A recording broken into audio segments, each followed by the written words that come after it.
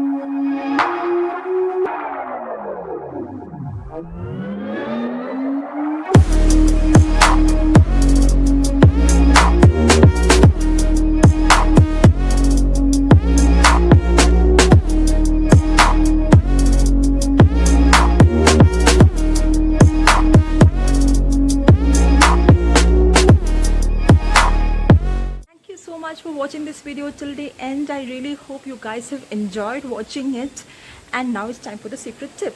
So in the marinade, just don't forget to add some, fried onions and also a pinch of coriander powder to it, just to enhance the taste of the marinade.